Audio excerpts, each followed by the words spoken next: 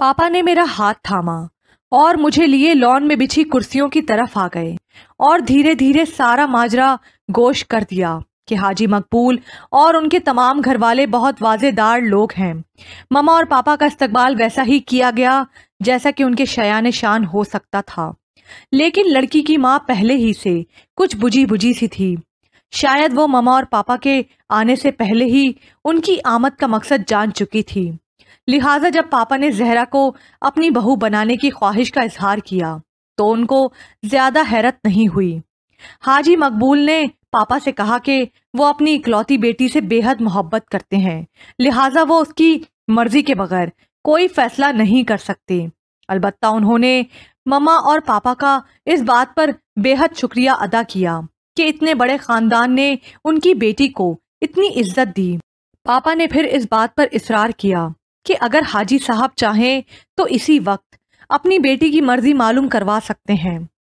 Mama मेरी तस्वीर लेकर गई थीं। उन्होंने वो तस्वीर हाजी मकबूल साहब की बेगम के हवाले की और दम साधे नतीजे के इंतजार में बैठ गईं। लेकिन शायद जहरा की माँ को नतीजे का पहले से ही इल्म था, तभी वो कुछ ही लम्हों में वापस आ गईं। तब मुझे ख्याल आया कि जरूरी तो नहीं कि ये रिश्ता पहला हो जो उस गजाला की चौखट तक गया हो। मुझसे पहले भी शायद ये अमल दोहराया जा चुका हो, बल्कि एक बार नहीं कई बार ये अजाब जहरा के माँ बाप पर वारिद हो चुका हो। तभी उन्हें बेटी के इनकार का इस कदर कामिल यकीन था। जहरा के इनकार के बाद ममा और पापा का वहां बैठे रहने का कोई मकसद नहीं था, लेकिन फिर भी ममा ने एक आखिरी कोशिश के तौर पर जहरा से मिलने की ख्वाहिश का इजहार किया। जहरा की माँ ने ममा को साथ लिया और उसके कमरे तक जा पहुंची। फिर ममा को दरवाजे तक छोड़कर खुद वहीं से वापस पलट गई, शायद ममा को जहरा से खुलकर बात करने का मौका देने के लिए। ममा ने जहरा को देखा तो बकौल उनके कि वो उसे देखती ही रह गईं। उसका हुस्न ही ऐसा दिल मोह लेने वाला था, लेकिन वो दिलरुबा उस वक्त भी गमो यास की मुकम्मल तस्वीर बनी बैठी थी। उसने ममा के कुछ बोलने से पहले ही हाथ जोड़कर उनसे माफी मांग ली कि अगर उसके इनकार से ममा का दिल दुखा है तो वो तहे दिल से उनसे माजरत चाहती है, लेकिन इस मुद्दे को मजीद ना ही छेड़ा जाए तो बेहतर होगा, क्योंकि उसका फैसला अटल है। उसने ममा के हाथ थाम कर उनसे ये भी कहा कि जो लड़की उनकी बहू बनेगी वो दुनिया की सबसे ज्यादा खुशकिस्मत लड़की होगी, लेकिन वो खुद को इस एजाज के काबिल नहीं समझती, लिहाजा उसे उसकी बदनसीबी का मजीद एहसास ना दिलाकर ममा उस पर एहसान करेंगी। जाहिर है इस बात के बाद ममा मजीद क्या कह सकती थीं। वो जहरा के सर पर हाथ फेरकर और शगुन के तौर पर सोने के जो जड़ाऊ कंगन वो साथ लेकर गई थीं, वो जहरा के सिरहाने छोड़कर चली आईं। पापा ने मुझसे वादा लिया, मैं ऐसा कोई काम नहीं करूंगा जिससे हमारे या जहरा के खानदान के नाम पर कोई हर्फ आए। मैं पापा को कोई झूठी तसल्ली नहीं देना चाहता था, इसलिए चुपचाप उठकर कमरे में आकर बिस्तर पर लेट गया। अब ये किस्सा इतनी आसानी से खत्म होने वाला नहीं था। मुझे उसे जीतना था या फिर अपनी हार की वजह मालूम करनी थी। अलबत्ता मैंने पापा की बात का इतना मान जरूर रखा कि मैंने बराह रास्त जहरा के घर जाने से एहतियात किया, वरना मेरा दिल तो यही चाह रहा था कि मैं बिना कहीं रुके उसके घर का दरवाजा खोलूं और सीधे जाकर उसके सामने खड़ा हो जाऊं। जुमेरात आने में अभी 2 दिन बाकी थे और ये 2 दिन मैंने किस तरह काटे ये मैं ही जानता हूँ। तीसरे दिन मैंने गाड़ी निकाली और मम्मा की आवाजों की परवाह किए बिना तेजी से गाड़ी दौड़ाता हुआ साहिल की जानिब निकल पड़ा। अब्दुल्ला मुझे दरगाह की सीढ़ियों पर ही मिल गया। शायद वो करीबी बस्ती से अपनी जरूरत की कुछ चीजें लेने के लिए दरगाह से बाहर निकला था। मुझे देखकर उसके चेहरे पर खुशी के तासुरात फैल गए। तब मुझे एहसास हुआ कि उस दिन बेहोश होने के बाद मैंने बेमुरव्वती की इंतहा ही तो कर दी थी। मुझे कम से कम अब्दुल्ला का शुक्रिया अदा करने के लिए एक बार तो यहाँ आना चाहिए था, लेकिन अब्दुल्ला ने अपने रवैये से जरा भर भी एहसास नहीं होने दिया कि हम इतने दिन बाद मिल रहे हैं। मैंने अब्दुल्ला से कहा कि मुझे किसी का इंतजार है, वो ऊपर दरगाह में मेरा इंतजार करे। میں وہیں آ کر اس سے تفصیلی ملاقات کروں گا۔ عبداللہ سر ہلا کر اوپر چلا گیا اور میں نے وہیں پتھریلی سیڑھیوں کے پہلے پائدان پر ڈیرا جما لیا۔ لوگ سیڑھیاں اترتے چڑھتے رہے اور میں ان کے قدموں سے الجھتا رہا، لیکن آج میں نے وہاں سے نہ اٹھنے کا فیصلہ کر لیا تھا۔ جانے مجھے یوں ہی لوگوں کی ٹھوکروں میں بیٹھے کتنی دیر گزری تھی کہ اچانک ہی دور سے مجھے زہرا کی گاڑی ریت اڑاتی درگاہ کی جانب آتی دکھائی دی۔ مجھے یوں لگا کہ ایک ہی لمحے میں میرے جسم کا سارا خون میری کنپٹیوں کی جانب دوڑنے لگا ہو۔ میں ہجانی کیفیت میں کھڑا ہو گیا۔ گاڑی قریب آ کر رک چکی تھی اور اس میں سے حسب معمول وہی پرانی خادمہ زہرا کی ماں اور خود زہرا اتر رہی تھیں۔ سب سے آگے زہرا کی ماں، پھر زہرا اور پھر سب سے پیچھے زہرا کی خادمہ دھیرے دھیرے چلتے ہوئے درگاہ کی سیڑھیوں کی طرف بڑھ رہے تھے۔ بھیڑ کی وجہ سے ان میں سے کسی کی نظر اب تک مجھ پر نہیں پڑی تھی۔ جیسے ہی زہرا کی والدہ نے مجھے کراس کیا، میں ایک دم زہرا کے بالکل عین اور سامنے آ کر کسی چٹان کی طرح جم گیا۔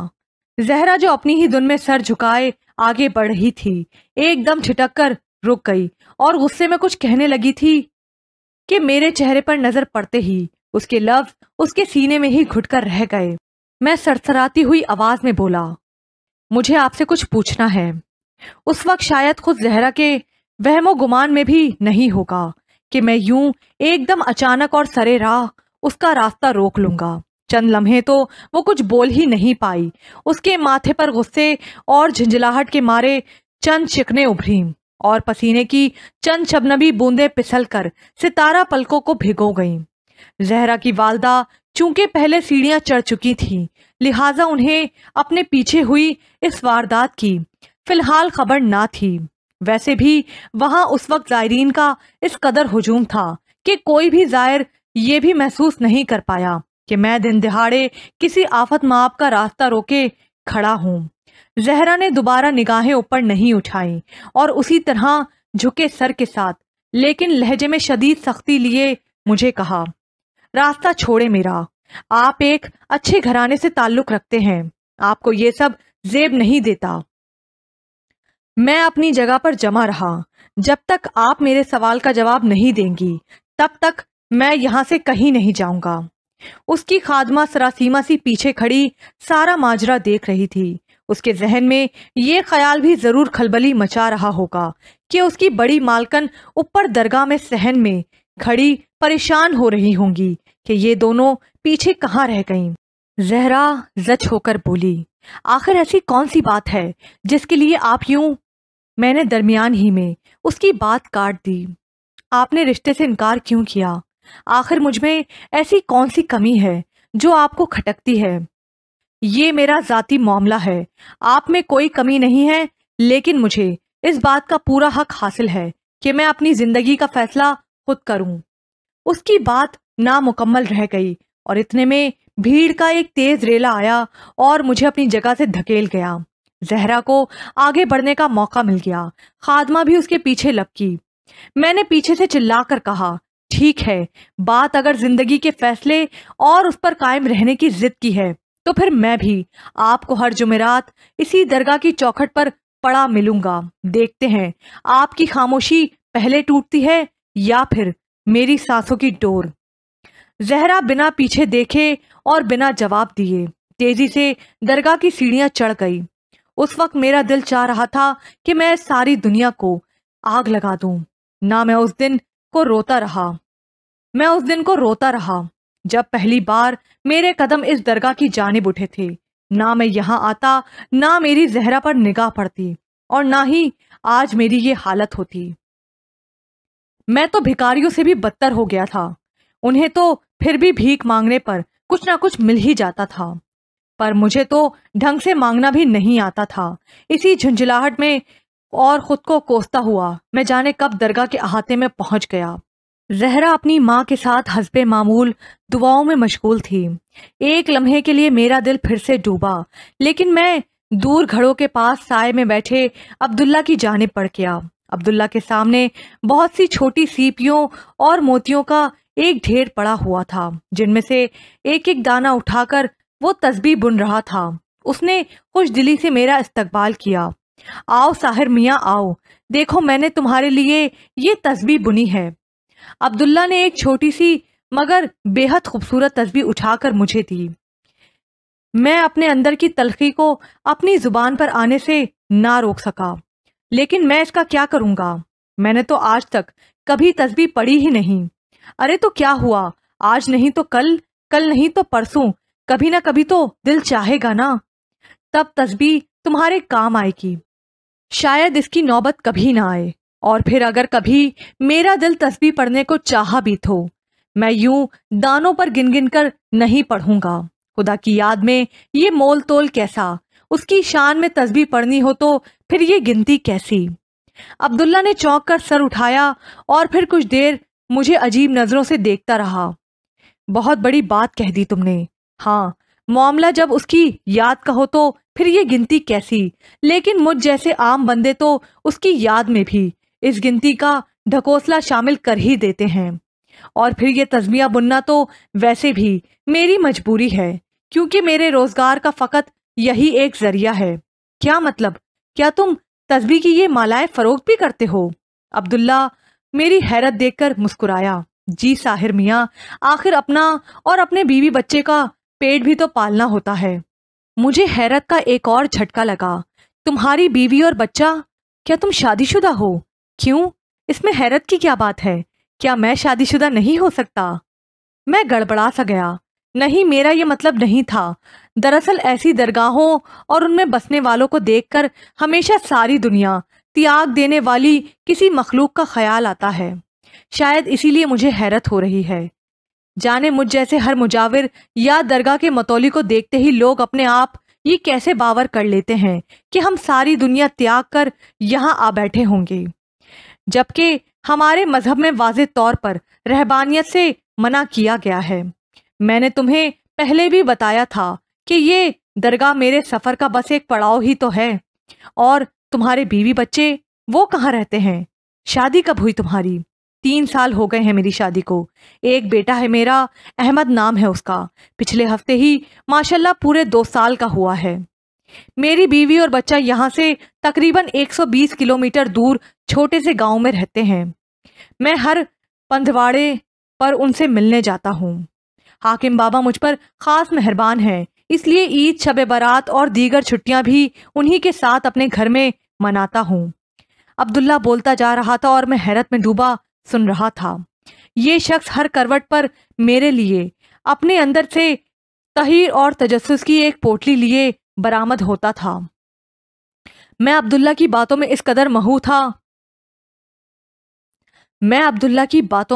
اس قدر کھویا ہوا تھا کہ مجھے زہرا اور اس کی ماں کے اٹھنے کا پتہ ہی نہیں چلا۔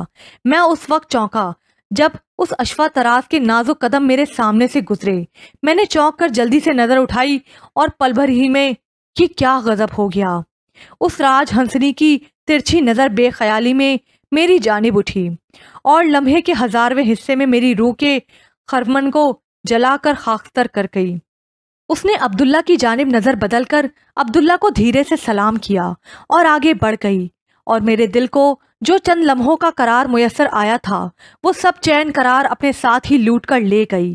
میرا جی چاہا کہ آگے بڑھ کر اس کا راستہ روک لوں اور تب تک نہ جانے دوں جب تک وہ تھک کر ہتھیار نہ ڈال دے، لیکن میں اپنی جگہ سے حرکت بھی نہیں کر سکا اور وہ درگاہ کے احاطے سے نکل گئی۔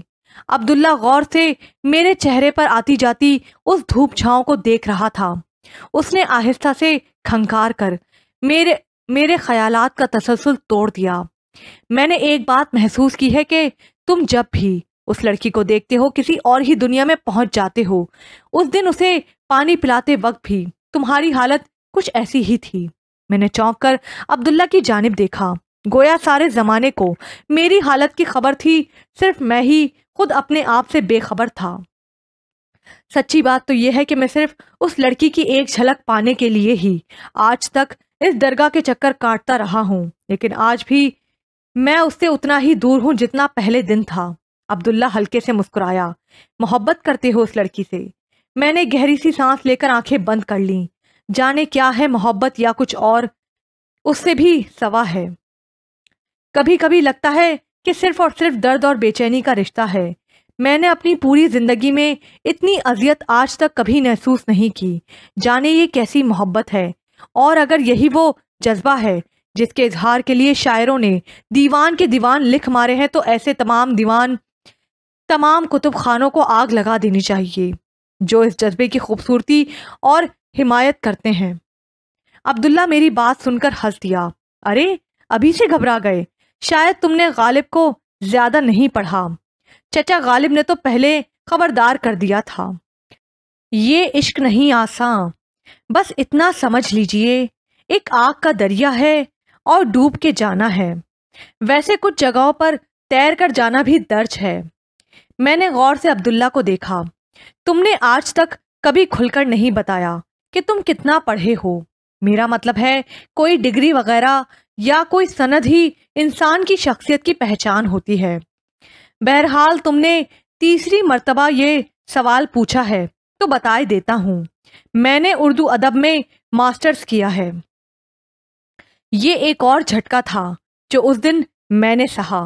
ویسے عبداللہ کے معاملے میں اب تک مجھے ان سرپرائزز کا عادی ہو جانا چاہیے تھا، لیکن میں پھر بھی چونکنے سے باز نہیں آتا تھا. اس جمعرات کے بعد میرا یہ معمول ہو گیا کہ ہر جمعرات خصوصی طور پر زہرا کو دیکھنے اور اس کی راہ میں بیٹھ کر اپنا سوال پھر سے دہرانے کے لیے درگاہ کے دروازے پر اس وقت تک کھڑا رہتا جب تک وہ وہاں سے اندر داخل نہ ہوتی. البتہ اب میں نے اس کا راستہ روکنے یا اس سے کوئی بات کرنے کی کوشش کا عمل ترک کر دیا تھا. زہرا کی ماں کو بھی اب اس حقیقت کا ادراک ہو چکا تھا کہ میں خاص زہرا کے لیے ہی ہر جمعرات درگاہ کی سنگی سیڑھیوں پر ڈیرا جماتا ہوں اور خاموشی سے اس وقت تک وہاں بیٹھا رہتا ہوں جب تک وہ نیلم پری درگاہ سے واپس لوٹ نہیں جاتی. پہلی مرتبہ تو زہرا کی والدہ مجھے وہاں اس اجڑی حالت میں بیٹھا دیکھ کر بالکل گھبرا سی گئیں. میری شیو بڑھ چکی تھی اور جینس اور شرٹ بھی بالکل ملگلجی ہو رہی تھی. ان کی آنکھیں بھر آئیں، منہ سے کوئی لفظ نہیں نکل سکا اور بہت دیر تک گمسم کھڑی رہیں. میں ان سے نظر نہیں ملا پایا اور وہ میرے سر پر ہاتھ رکھ کر سیڑھیاں چڑھ گئیں. لیکن اگر میں زہرا کی ماں سے نظر نہیں ملا پایا تھا تو دوسری جانب زہرا بھی میری طرف دیکھنے سے اعتراض کرتی اور تیزی سے آگے بڑھ جاتی. رفتہ رفتہ میری نظر کی اس التجا اور زہرا کی نظر کے اس بے رحم اعتراض کا یہ کھیل ہمارا معمول ہی بنتا گیا.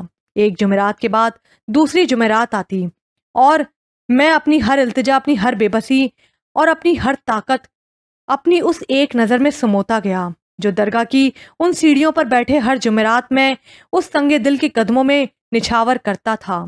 لیکن اس تنگے مرمر کی مورت کو پگھلنا تھا نہ وہ پگھلی. لیکن میں نے بھی نظر کی اس خاموش جنگ کو اس کے منطقی انجام تک لڑنے کا فیصلہ کر لیا تھا. میری پڑھائی، دوست اور رنگا رنگ زندگی کی ہر خوشی مصروفیت مجھ سے چھن چکی تھی. مما اور پاپا دن رات میری حالت دیکھ کر کڑتے اور جلتے رہتے، لیکن وہ دونوں بھی میری ضد اور جنون سے اچھی طرح واقف تھے. اس لیے مما کے دن رات بہتے ہوئے آنسو بھی مجھے میرے دیوانگی کی راہ سے نہیں ہٹا سکے. پھر ایک جمعرات ایک عجیب سی بات ہوئی. اب میں نے درگاہ کے اندر جانا تقریباً موقوف ہی کر دیا تھا اور زہرا کے آنے سے پہلے درگاہ کی بیرونی سیڑھیوں پر بیٹھ جاتا تھا. جب زہرا آ کر اوپر درگاہ میں چلی جاتی تب بھی اس وقت تک باہر ہی بیٹھا رہتا اور زہرا کی واپسی کا انتظار کرتا. وہ پلٹ کر واپس چلی جاتی تو میں اپنے گھر کی راہ لیتا. ایک ایسے ہی دن میں تپتی دھوپ میں بیٹھا زہرا کی راہ تک رہا تھا اور جانے کن خیالوں میں کھویا ریت پر آڑی ترچی لکیریں کھینچ رہا تھا کہ اچانک ایک کڑکدار آواز سن کر چونک کر نظریں اٹھائیں. کچھ دیر تک تو سورج کی کرنوں سے چندیائی ہوئی نظریں اس شخص کے خاکے کو پہچان ہی نہیں پائیں جو میرے سر پہ کھڑا شعر پڑھ رہا تھا. تیرا چہرہ ہے جب سے آنکھوں میں، میری آنکھوں سے لوگ جلتے ہیں. اور جب اس شخص کا چہرہ واضح ہوا تو میں حیرت سے اچھل ہی تو پڑا. وہ حاکم بابا تھا. آج ان کی آنکھوں سے اس روایتی جلال کی جگہ ایک عجیب سی نرمی چھلک رہی تھی. میں گھبرا کر کھڑا ہو گیا. انہوں نے شفقت سے میرے سر پر ہاتھ پھیرا اور کچھ دیر تک مجھے غور سے دیکھتے رہے. میں نے حسب معمول ان کی آنکھوں کی چمک کی ताब ना लाकर अपनी आंखें झुका लीं। तू अंदर क्यों नहीं आता लड़के? यहाँ बाहर क्या बाजार सजा रखा है? किसे भस्म करना चाहता है? वो तो खुद जलकर पहले ही राख हो चुकी है। मैंने चौंक कर नजर उठाई, गोया उन्हें भी मेरे फंसाने का इल्म था। पता नहीं और कितने लोग होंगे जो मेरी इस वहशत से वाकिफ होंगे। सिर्फ उसी को अब तक खबर ना हो सकी थी जिसके लिए मेरा ये सारा जुनून था। मैंने धीरे से सर झुकाकर उन्हें जवाब दिया, मेरा दिल नहीं चाहता अंदर आने को। और फिर उस दिन आपने ही तो कहा था कि अपने नफ्स के पीछे भागने वालों के लिए इस दरगाह के अहाते में कोई जगह नहीं है। हाकिम बाबा मुस्कुराए, लगता है तूने हमारी बात दिल पे ले ली है। चल आज से हम खुद तुझे इजाजत देते हैं, जब कभी दिल चाहे तो ऊपर आ जाना। पर याद रख, दिल किसी का दोस्त नहीं होता, उसकी ना दोस्ती भली और ना ही दुश्मनी अच्छी। हाकिम बाबा का ये रूप मैंने आज तक कभी नहीं देखा था।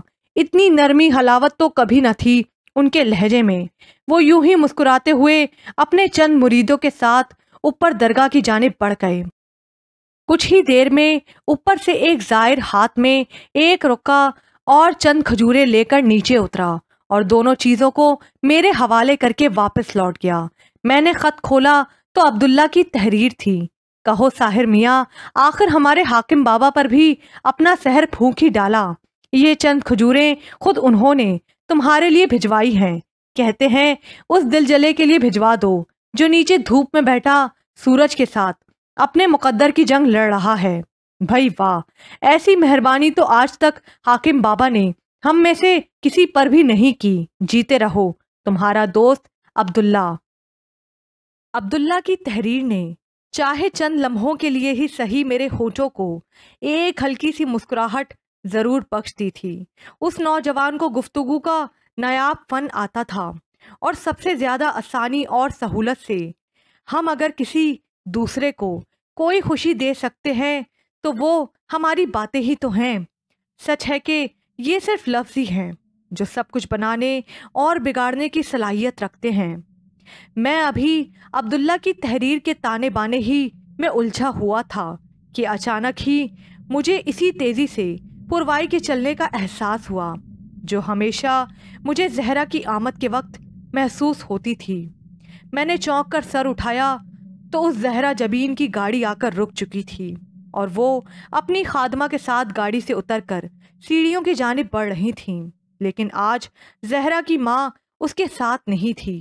न जाने क्यों मैं हस्बे मामूल और हस्बे तवक्को इस इंतज़ार में उसकी जानिब देख रहा था कि कब वो हमेशा की तरह मेरी नज़र से बचती हुई और बिना मेरी तरफ देखे दरगाह की सीढ़ियाँ चढ़ती है। लेकिन ये देखकर मेरे जिस्म से सारी जान ही निकल गई कि उसका रुख सीधा मेरी ही जानिब था। वो गुस्से में तनतनाती हुई मेरी जानिब बढ़ती चली आ रही थी और ऐन सामने आकर खड़ी हो गई और फिर उसके याकूती लब हिले। आखिर आप मुझसे चाहते क्या हैं? इस तरह मुझे बदनाम करके आपको क्या मिल जाएगा? इतनी सदियों के बाद उस नाजुक अदा के नाजुक लब हिले भी तो एक शिकवे के लिए। गुस्से से उसका चेहरा सुर्ख हो रहा था और पलकें लरज रही थीं।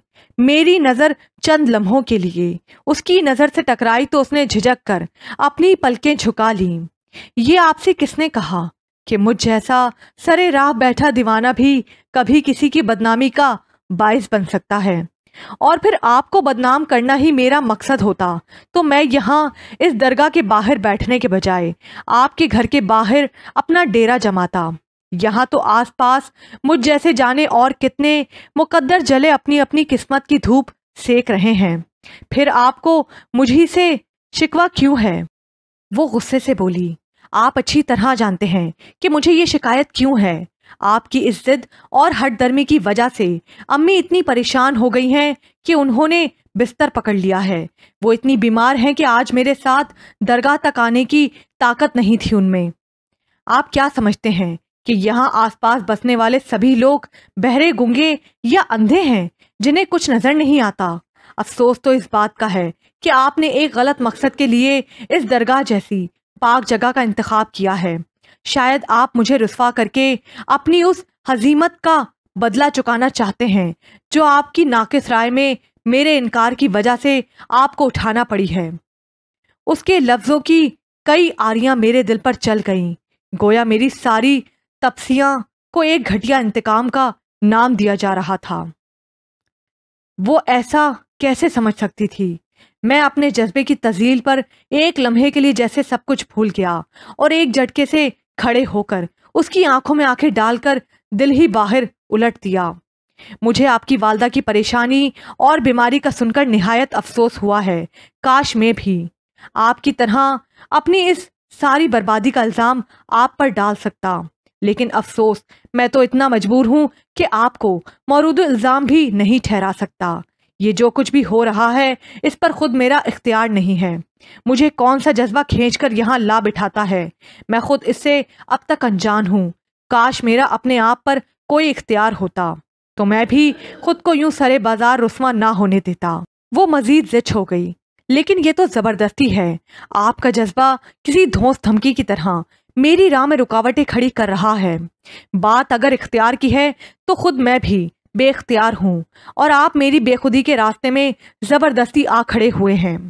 مجھے اس کم گو سے اتنی بات کی امید بھی نہ تھی، لیکن خلاف توقع اس کے پاس لفظوں کا ذخیرہ وسیع تھا۔ آپ میرے سوالوں کا جواب دے دیں، میں آپ کی راہ سے ہٹ جاؤں گا۔ لیکن اس نے بھی جیسے میری ضد کے سامنے ہتھیار ڈالنے سے پہلے اپنی شرط منوانے کا تہیہ کر رکھا تھا۔ ٹھیک ہے، لیکن آپ کو بھی ایک وعدہ کرنا ہوگا کہ میرے جواب کے بعد آپ کوئی دوسرا سوال نہیں کریں گے اور آئندہ میری راہ میں اپنے کسی جذبے کی دیوار نہیں کھڑی کریں گے۔ میں جانتا تھا کہ وہ کسی بھی جواب سے پہلے میرے ارد گرد اپنے بھرم کا آہنی قلعہ ضرور تعمیر کرے گی، لیکن اس کی بات ماننے کے علاوہ اس وقت میرے پاس اور کوئی چارہ بھی تو نہیں تھا۔ ٹھیک ہے، میں وعدہ کرتا ہوں۔ ہمارے ارد گرد زائرین کا ہجوم سیڑھیاں چڑھ اور اتر رہا تھا اور آس پاس عصر کے وقت درگاہ پر دی جانے والی ایک مخصوص جڑی بوٹی کا دھواں پھیلا ہوا تھا۔ ہم اتنی دیر سے درگاہ کے باہر کھڑے باتیں کر رہے تھے، لیکن وہاں کسی کو ہم پر توجہ دینے کی فرصت ہی کہاں تھی۔ زہرا نے نقاب اپنے چہرے پر ڈال کر اسے پوری طرح ڈھک لیا۔ میں نے آپ کو پہلے بھی کہا تھا کہ آپ کے رشتے سے انکار کی وجہ آپ کی ذات میں کوئی کمی یا خرابی نہیں ہے۔ آپ ایک اعلیٰ خاندان سے تعلق رکھتے ہیں، پڑھے لکھے ہیں اور کسی بھی لڑکی کی خوش بختی ہوگی کہ وہ آپ کے گھر کی بہو بن سکے، لیکن میری قسمت میں کاتب تقدیر نے یہ سکھ نہیں لکھا۔ میری نظر میں کوئی اور سما چکا ہے اور دل کے سودوں میں زبردستی نہیں چلتی۔ ساحر صاحب، امید ہے آپ کو اپنے سوال کا جواب مل گیا ہوگا اور اب آپ بھی اپنا وعدہ پورا کریں گے۔ میرے دل پہ جیسے ایک ہی لمحے میں کئی قیامتیں آ کر گزر گئیں۔ میں وہیں کھڑے کا کھڑا رہ گیا اور وہ جانے کب کی سیڑھیاں چڑھ کر آگے بڑھ چکی تھی، حالانکہ میں گزشتہ کئی ہفتوں سے اسے یہاں اپنی کسی منت کے سلسلے میں آتے جاتے ہوئے دیکھ رہا تھا اور اس کی حالت ابتر خود اس کا فسانہ سناتی تھی کہ ہو نہ ہو معاملہ یہاں بھی کچھ دل کا ہی ہے۔ لیکن آج اس کی زبانی اس کھلے اقرار نے جیسے میرے وجود کے اندر آگ سی بھر دی تھی۔ اس اندیکھے رقیب کی رقابت اور رشک کے ملے جھلے جذبات نے میرے دل میں ایک طوفان سا برپا کر دیا تھا۔ کیا کوئی اس دنیا میں اتنا خوش نصیب بھی ہو سکتا ہے جس کے لیے زہرا جیسی پری خود منت مانگنے کے لیے اس درگاہ تک چل کر آتی ہے؟ وہ گل رخ تو خود کسی منت کی طرح تھی، تو وہ کیسا ہوگا جس کے لیے یہ منت خود اپنے گھٹنے ٹیکے اس درگاہ کی سنگ مرمر کی جالی سے جبی زخمی کرنے ہر ہفتے چلی آتی ہے؟ وہ کون ہو سکتا ہے جس کا پتھر دل اس موم کی لڑکی کی پگھلتی حالت دیکھ کر بھی نہیں پگھلتا؟ میں انہی سوچوں میں گم تھا کہ اوپر سے ایک زائر نے آ کر عبداللہ کا پیغام دیا کہ اوپر سلطان بابا آئے ہوئے ہیں اور میرا پوچھ رہے ہیں۔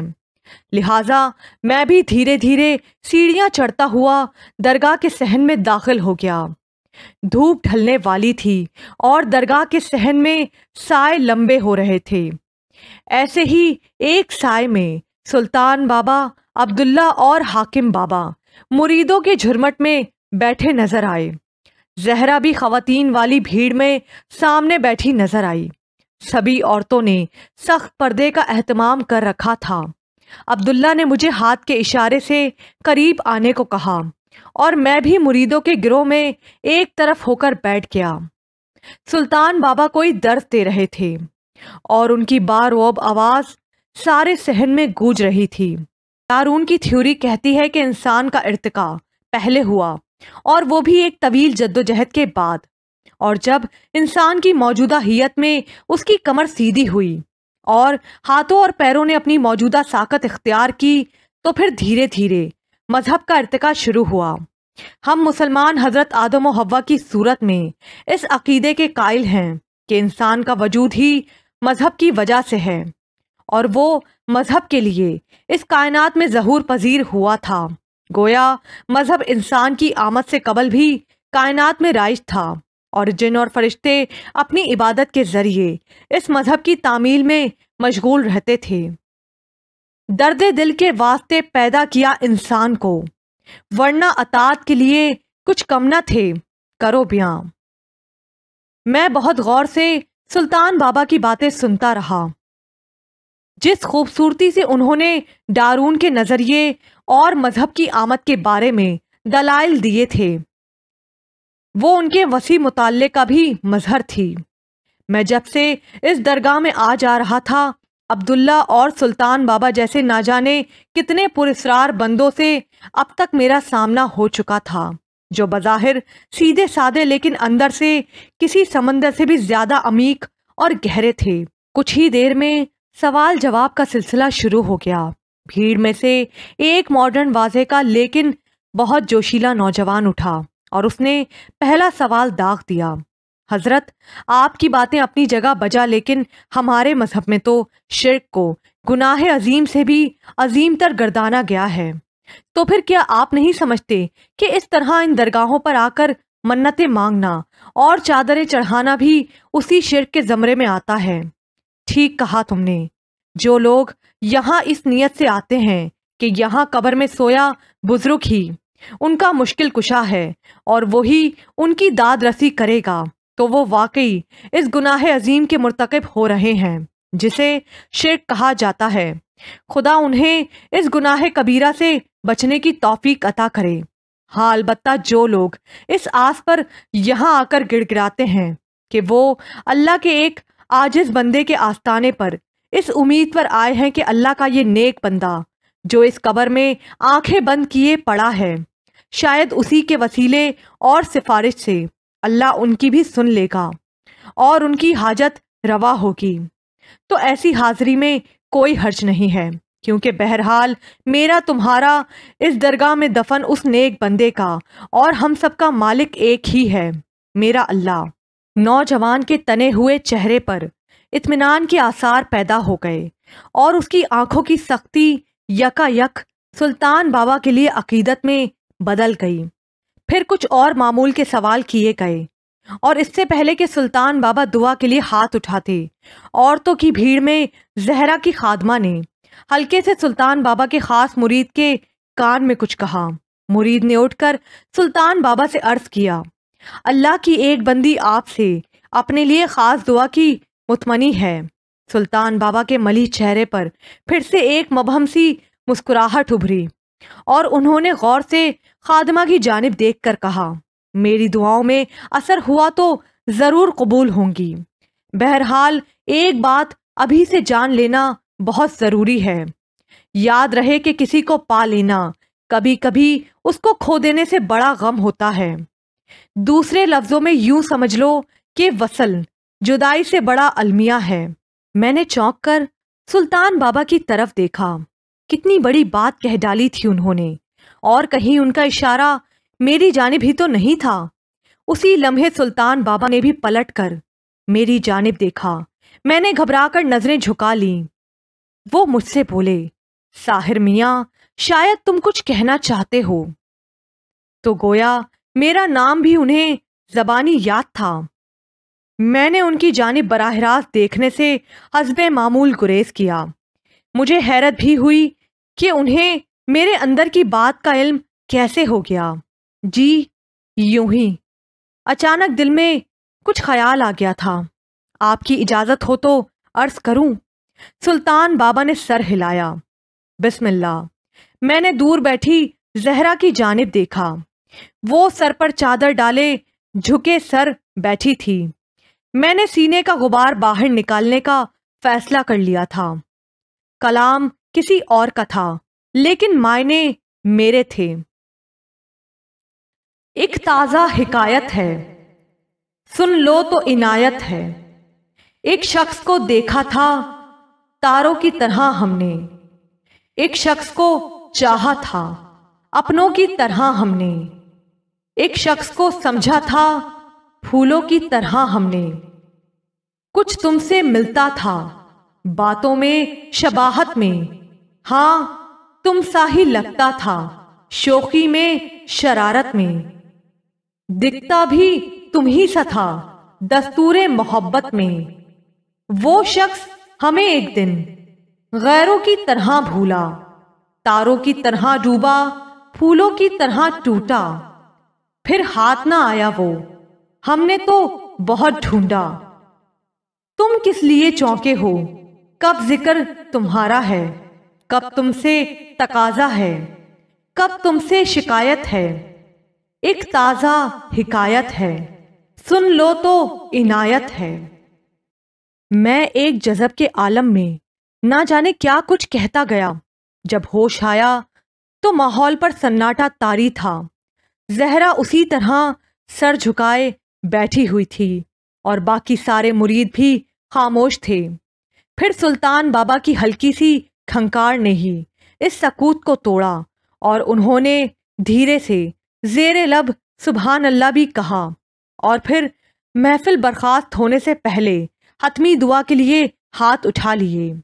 बाकी लोगों ने भी उनकी तकलीद की और मुख्तसर सी दुआ के बाद सारा मजमुआ मुंतशिर हो गया। वो खुश अदा भी अपनी तमाम तर नज़ाकत के साथ सुल्तान बाबा से दुआएं लेती हुई कदम बढ़ा गई। एक लम्हे के लिए तो मेरा दिल जैसे कट सा गया। मन में आया कि दौड़ के एक बार फिर से उसकी राह की धूल बन जाऊं और उससे दरख्वास्त करूं कि मुझे अपने इन्हीं नाजुक कदमों तले रोंद कर बर्बाद कर डाले। लेकिन मैं कुछ भी ना कर सका। अभी कुछ देर पहले ही मैंने खुद ही उससे अपने जुनून के सामने बंद बांधने का वादा किया था। कुछ ही देर में दरगाह का सहन तकरीबन खाली हो गया। मैं भी एक हारे हुए जुआरी की तरह वहां से उठा और अब्दुल्ला से इजाजत लेकर वापसी के लिए पलटकर चल दिया। अचानक पीछे से एक आवाज उभरी, खुलता किसी पे क्यों मेरे दिल का मामला। शेरों के इंतखाब ने रुसवा किया मुझे। मैं चौंक कर मुड़ा। दरगाह के सहन में ऐन वसत में सुल्तान बाबा अपनी वही दिल मोह लेने वाली मुस्कुराहट लिए खड़े थे। साहिर मियाँ वापस चल दिए? तुमसे एक जरूरी काम था मुझे। सुल्तान बाबा को भला मुझसे क्या काम हो सकता था? मेरे जहन में एक साथ बहुत से खदशे उभरे। वो धीरे धीरे चलते हुए मेरी जानिब ही चले आ रहे थे। मैं अपनी जगह पर जैसे जम सा गया।